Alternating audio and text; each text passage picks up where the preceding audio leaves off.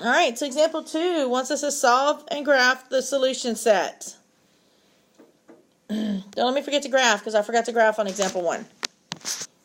All right, so step 1, we're going to replace the inequality so that one side is 0.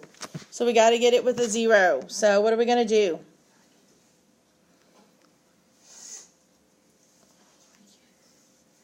Anybody? Yeah, we're going to have to move the 1 to the other side. Now, unfortunately, this does mean we're going to have to do a little extra work.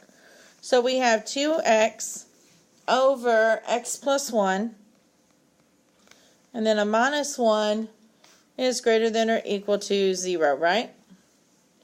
We've got the 0, but because of what we're going to have to do in step 2, we can only have one fraction. So that means we need to combine those. How do we subtract fractions?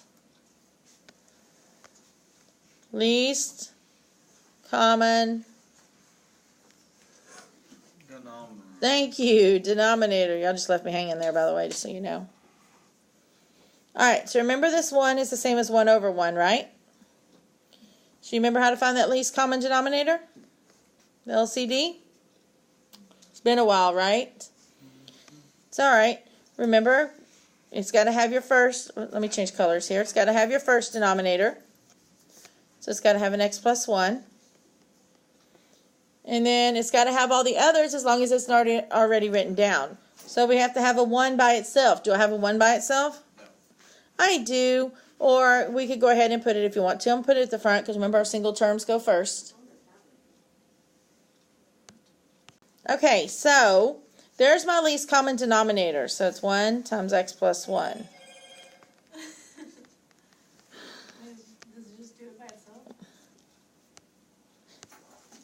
And now remember, you're going to write down your numerator and multiply it by whatever you multiplied its denominator by. So I had 2x over x plus 1. What did I multiply the x plus 1 by? Just a 1. And I had a 1. It was over 1. What did I multiply the 1 by?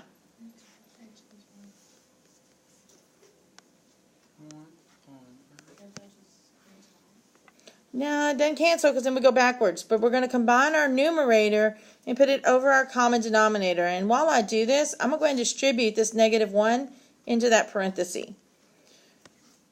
No, I'm not. I'm just kidding. I'm going to wait. I'm going to do it separate just to make sure we're okay.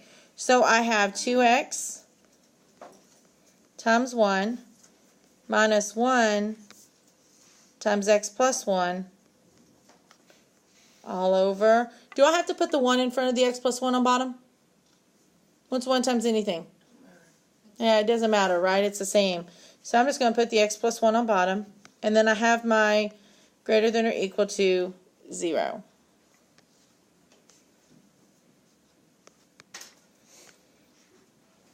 Now let's work in that numerator. What's 2x times 1? 2x. And I've got to take this negative 1 now and distribute it. So that's what, minus x minus 1 all over x plus 1, and it's greater than or equal to 0. We're almost done here.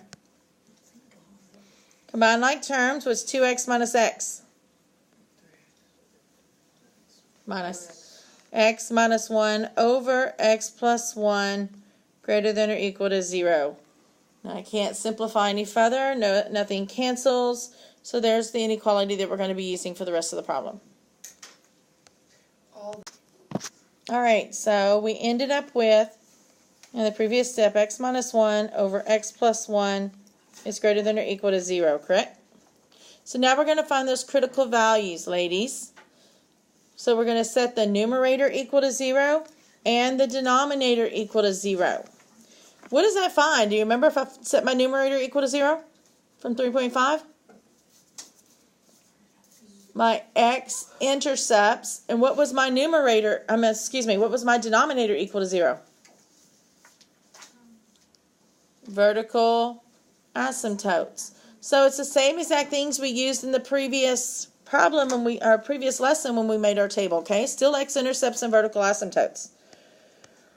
All right, so to find the X-intercept, this is the one where we set the numerator equal to 0. And so my numerator is x minus 1 equal to 0, so solve for x. And so we get x equals 1.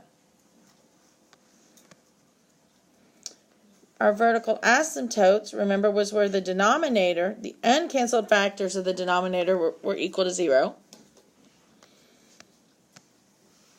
And there we have x plus 1, so set that equal to 0 and solve.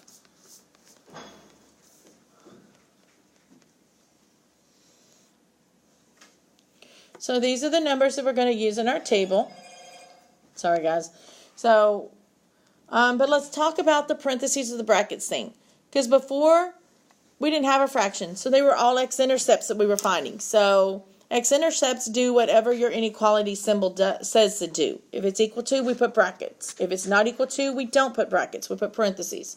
But a vertical asymptote, will it ever equal that vertical asymptote? No. Remember, vertical asymptote is a line that the denominator says that x can never equal. Okay, it's a restriction in the domain. So therefore, a vertical asymptote will always use parentheses.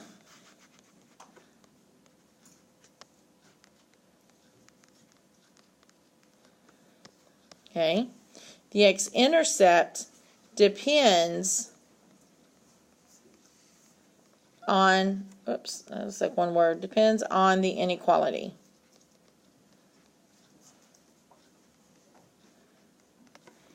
So for this one, at the positive 1, are we going to use a parenthesis or a bracket?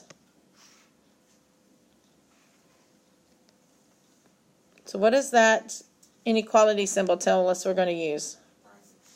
It says it's equal to, so we're going to use a bracket on the positive 1.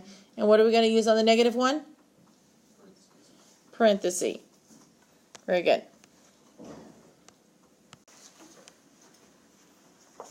Alright, so let's do our number line, and then let's set up our table.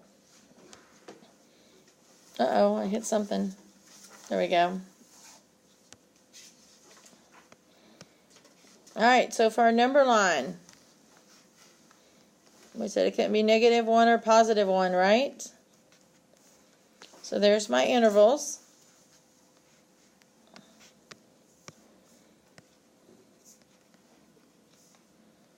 So at my table, I have my interval, the x value that we're going to choose, the y value that we'll get when we plug it in, and then our sign. Now remember, our problem was what? X minus 1 over x plus 1 is greater than or equal to 0, correct? It was greater than or equal to? Okay. Alright, so my first interval is negative infinity to negative 1. And then we have negative 1 to 1.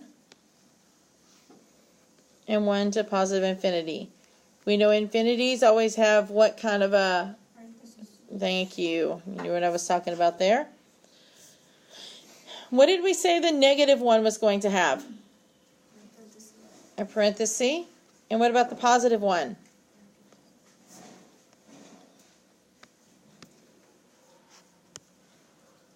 Alright, so pick your x value. What's the number between negative infinity and negative 1? Negative 6, okay. What about between negative 1 and positive 1? 0. And what about 1 to infinity?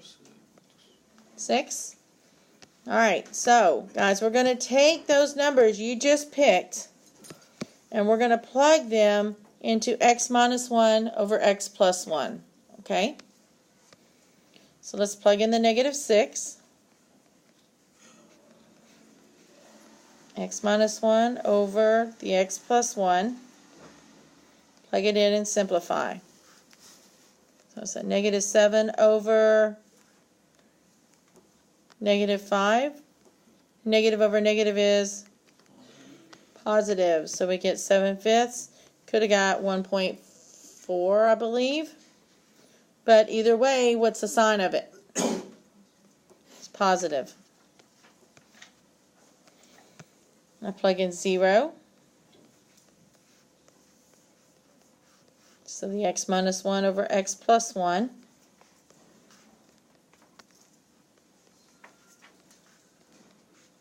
we get negative 1 over positive 1, which is negative 1, which is negative. And then plug in the 6.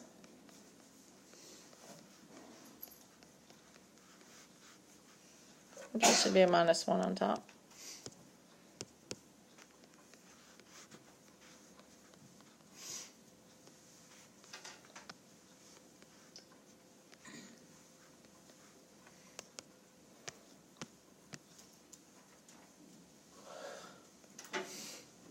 And the last one, we got positive 5/7.